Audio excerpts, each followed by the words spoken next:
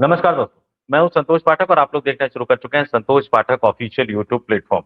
Bharatiya Janata party के राष्ट्रीय अध्यक्ष को लेकर तो पिछले लगभग 3 वर्षों से पेच फंसा ही हुआ है। लेकिन अब देश के सबसे बड़े राज्य जहां से लोकसभा में 80 सांसद चुनकर जाते हैं, उस उत्तर प्रदेश में भी भारतीय जनता पार्टी अपना प्रदेश अध्यक्ष नहीं चुन पा रही है। पेच फंस गया है और ऐसा भयानक पेच फंस गया है कि दिल्ली दरबार में यानी गुजराती लॉबी में हड़कंप मच गया है और आनन फानन में गुजराती लॉबी को अपने ही एक बड़े नेता को लखनऊ रवाना करना पड़ रहा है कि कहीं कोई बड़ी गड़बड़ ना हो जाए, कहीं कोई बड़ा उठा पटक ना हो जाए। और इस पूरे परिदृश्य ने एक बार फिर से बता दिया है कि भारतीय जनता पार्टी में ऑल इज नॉट वेल है, यानी गुजराती लॉबी बनाम योगी आदित्यनाथ की जो लड़ाई है वो एक नए मुकाम तक पहुंचती हुई जा रही है। क्यों? क्योंकि योगी आदित्यनाथ अब गुजराती लॉबी के नेता को उत्तर प्रदेश भाजपा के प्रदेश अध्यक्ष के तौर पर स्वीकार करने को तैयार नहीं है। सीधे सीधे उन्होंने लाल झंडी दिखा दी है। तो क्या हो गया यूपी बीजेपी प्रदेश अध्यक्ष के मामले को लेकर? कहां पेच फंस गया, कैसे पेच फंस गया और नरेंद्र मोदी अमित शाह ने किस नेता को लखनऊ दौड़ा दिया है? इन तमाम चीजों की जानकारी एक एक करके अपनी इस स्टोरी में दूंगा। लेकिन शुरुआत एक अपील, एक आग्रह के साथ करना चाहूंगा। आप तमाम लोग हमारे वीडियो देखते हैं, वीडियो को लाइक भी करते हैं, कमेंट भी करते हैं, लेकिन ऐसे में करीब 70% लोग वो है, मैं फिर से दोहरा देता हूं कि लाखों लोग हमारे वीडियो को देखते तो हैं, लेकिन 70% लोग ऐसे हैं जिन्होंने हमारे चैनल को सब्सक्राइब नहीं कर रखा है। तो जब आप देखते हैं, जब आप पसंद करते हैं, जब आप लाइक करते हैं, जब आप कमेंट करते हैं, जब आप 2-4 लोगों तक फॉरवर्ड भी कर देते हैं, तो फिर चैनल को सब्सक्राइब करने में क्या दिक्कत है? तो आप तमाम लोगों से अपील, आग्रह, आगे बढ़िए, हमारे यूट्यूब प्लेटफॉर्म को, हमारे यूट्यूब मंच को सब्सक्राइब जरूर कर लीजिए। और अब आते हैं आज की बड़ी स्टोरी पर, आज की इस बड़ी कहानी पर। भारतीय जनता पार्टी लंबे समय से यूपी बीजेपी का प्रदेश अध्यक्ष नहीं चुन पा रही थी। सहमति बनाने की लगातार कोशिश की जा रही थी, लखनऊ में कोशिश की गई, उसके बाद देश की राजधानी दिल्ली में भी कोशिश की गई, लेकिन सहमति बनी नहीं। और सहमति बनाने से पहले ही भारतीय जनता पार्टी ने पूरा कार्यक्रम एक तरह से घोषित कर दिया कि कब नामांकन होगा, कब नाम वापसी होगी और कब प्रदेश अध्यक्ष के नए प्रदेश अध्यक्ष के नाम का ऐलान किया जाएगा। पूरा कार्यक्रम जो जारी कर दिया गया कि 13 दिसंबर को, ध्यान से सुनिएगा, 13 दिसंबर को दोपहर 2 से 3 बजे तक नामांकन होगा। अगले 1 घंटे तक यानी 3 से 4 बजे तक नामांकन की जांच होगी। 4 से 5 बजे तक का समय नामांकन पत्र की वापसी के लिए रखा गया है। और अगर उस समय एक से ज्यादा उम्मीदवार के नामांकन पत्र वैध पाए जाते हैं, तो फिर 14 दिसंबर को चुनाव होगा और औपचारिक रूप से प्रदेश अध्यक्ष के नाम का ऐलान किया जाएगा। इसमें कई सारे नाम चर्चा में हैं, कई सारे नाम हवा में तैर रहे हैं।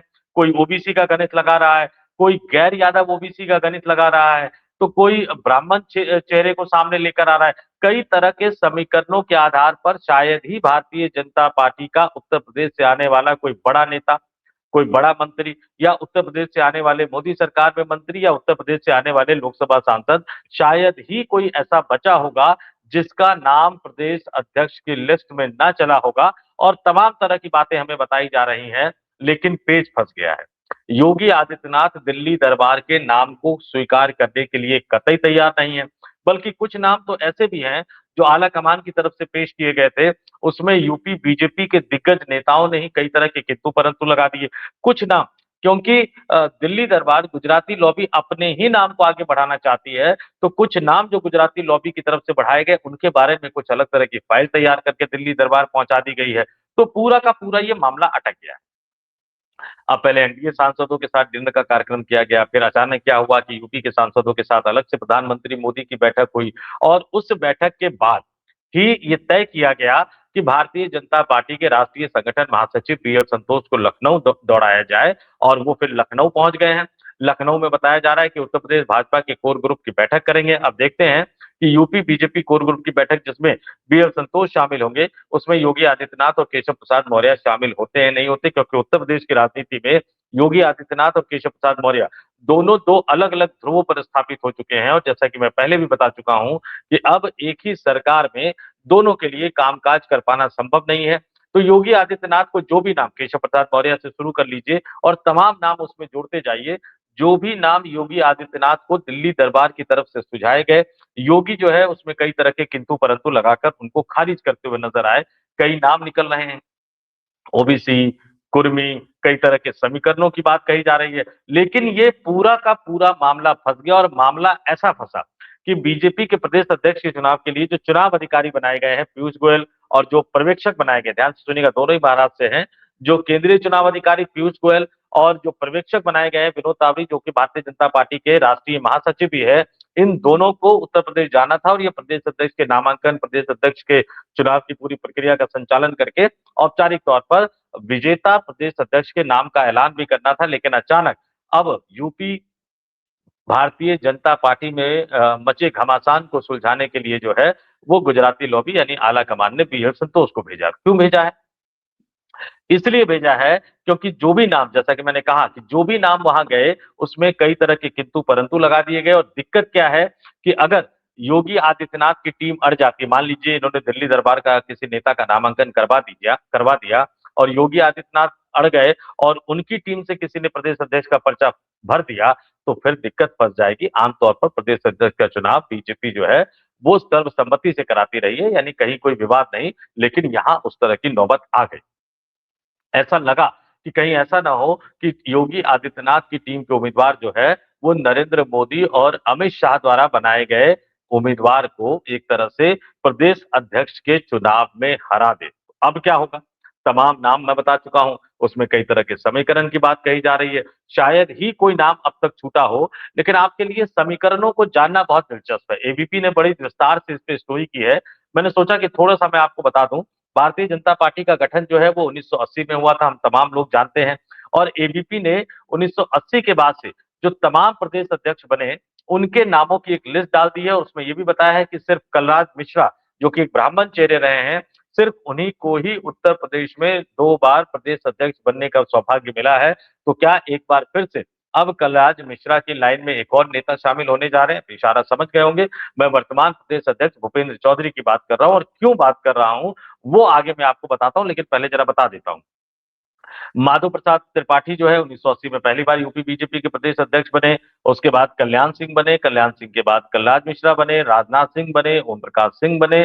फिर कलराज मिश्रा जो है दोबारा से यूपी बीजेपी के प्रदेश अध्यक्ष बनाए गए। उसके बाद विनय कटियार बने, केसीनाथ त्रिपाठी बने, रमापति राम त्रिपाठी बने, सूर्य प्रताप शाही बने, लक्ष्मीकांत वाजपेयी बने, केशव प्रसाद मौर्य बने, महेंद्र नाथ पांडे बने, स्वतंत्र देव सिंह बने और चौधरी भूपेंद्र सिंह जो है वो 2022 में उत्तर प्रदेश भारतीय जनता पार्टी के प्रदेश अध्यक्ष बनाए गए हैं। और इन तमाम सालों में यानी 1980 से लेकर 2025 तक इन 45 सालों की अगर मैं बात करूं तो इन 45 सालों के संगठनात्मक इतिहास में एबीपी की रिपोर्ट है, बड़े विस्तार से जिसने भी किया है उनको साधुवाद।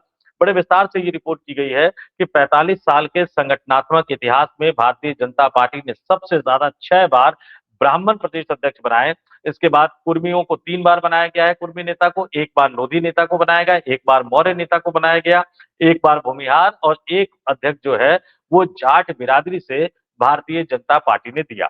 और अब किसको देंगे? क्या ओबीसी आएगा? क्या गैर यादव ओबीसी आएगा? क्या कुर्मी होंगे, लोधी होंगे, मौर्य होंगे, भूमिहार होंगे, जाट होंगे या फिर से ब्राह्मण प्रदेश अध्यक्ष होंगे? इन तमाम तरह के नामों को लेकर कई तरह के कयास लगाए जा रहे हैं, कई तरह की बातें कही जा रही है। और जो वर्तमान प्रदेश अध्यक्ष है भूपेंद्र चौधरी, उन्होंने जो है कल प्रधानमंत्री से भी मुलाकात की, नरेंद्र मोदी साहब से, और उन्होंने कल केंद्रीय गृह मंत्री से भी मुलाकात।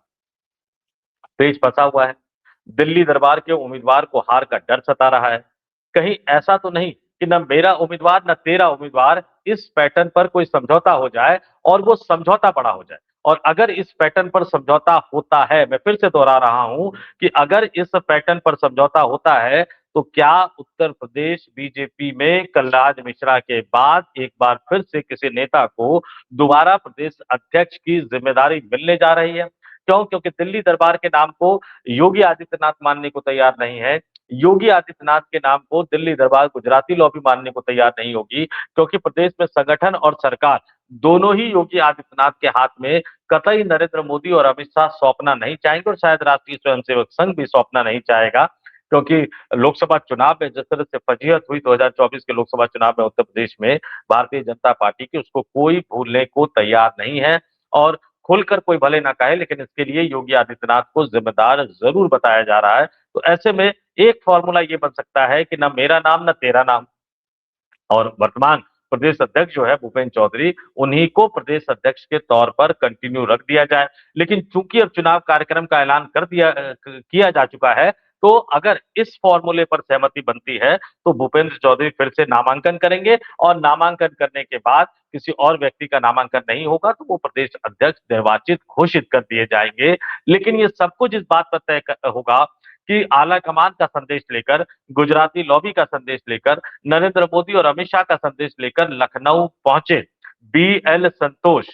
मैं दोबारा दोहरा देता हूं कि लखनऊ पहुंचे बीएल संतोष, जो यूपी बीजेपी की कोर ग्रुप की मीटिंग करेंगे, उसमें योगी आदित्यनाथ, केशव प्रसाद मौर्य मौजूद रहेंगे या नहीं रहेंगे, और अगर मौजूद रहेंगे तो उसमें क्या समझौते का कोई फॉर्मूला बन पाएगा या नहीं बन पाएगा, और समझौते का कोई फॉर्मूला नहीं बन पाएगा तो फिर राष्ट्रीय स्वयंसेवक संघ इस पूरे मामले में हस्तक्षेप करेगा या नहीं करेगा, और हस्तक्षेप करेगा तो किस आधार पर हस्तक्षेप करेगा, इस बात पर सब कुछ डिपेंड करता है कि अब 24 घंटे बाद उत्तर प्रदेश में भारतीय जनता पार्टी की कमान कौन सा नेता संभालेगा, किस गुट का नेता संभालेगा, और उत्तर प्रदेश में जो चेहरा प्रदेश अध्यक्ष का कमान संभालेगा, मैं फिर से दोहरा देता हूं, वो एक संकेत होगा कि अब भारतीय जनता पार्टी का राष्ट्रीय अध्यक्ष कौन बनेगा, और आने वाले सालों में भारतीय जनता पार्टी यानी आने वाले वर्षों में भारतीय जनता पार्टी की कमान किसके हाथ में होगी। तो ये सबसे बड़ा टेस्ट केस है, जिसका असर, जिसका नतीजा, जिसका रिजल्ट न केवल उत्तर प्रदेश की सरकार पर पड़ेगा, न केवल उत्तर प्रदेश बीजेपी संगठन पर पड़ेगा, न केवल भारतीय जनता पार्टी के राष्ट्रीय संगठन पर पड़ेगा, बल्कि केंद्र की नरेंद्र मोदी सरकार पर भी बनेगा, और इस देश के कई भारतीय जनता पार्टी शासित राज्यों पर भी पड़ेगा। और अगर कोई कुर्मी प्रदेश अध्यक्ष बनता है, तो आप माने या ना माने, लेकिन कुछ ही समय में इसका असर आप पड़ोसी बिहार की राजनीति पर भी पड़ता हुआ देखेंगे। तो इस वीडियो में इतना ही। आप तमाम लोगों से कहूंगा कि आप भी कमेंट करके अपनी राय से हमें अवगत करा दीजिए कि आपके हिसाब से यूपी बीजेपी की कमान किसको मिलनी चाहिए, और आपके हिसाब से यूपी बीजेपी की कमान किसको मिलेगी, किसका उम्मीदवार उत्तर प्रदेश भाजपा के प्रदेश अध्यक्ष के तौर पर काम करता हुआ नजर आएगा 24 घंटे बाद, दिल्ली आला कमान का, गुजराती लॉबी का, या लखनऊ दरबार का यानी योगी आदित्यनाथ की टीम का। कमेंट करके जरूर बताइएगा। इस वीडियो में इतना ही। मुझे यानी संतोष पाठक को दीजिए इजाजत। आप तमाम लोगों से अपील, आग्रह, देखते रहिए संतोष पाठक ऑफिशियल यूट्यूब प्लेटफॉर्म। बहुत बहुत धन्यवाद, आभार, नमस्कार।